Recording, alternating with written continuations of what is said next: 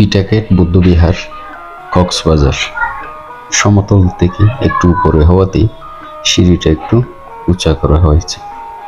বিহারের মাঠে খুব সুন্দর ফুল বাগান। বিহারটি একটু ছোট্ট হলেও খুব সুন্দর। এটা হচ্ছে মেন বিহার।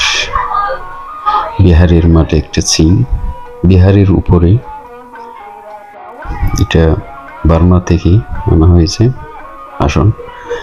এটা হচ্ছে বুদ্ধের আসন। আসনটা সাজানো গোছানো খুব সুন্দর। 26/7 ছবিতে এখন তো। এবার যাওয়া যাক সিংয়ের ভিতরে।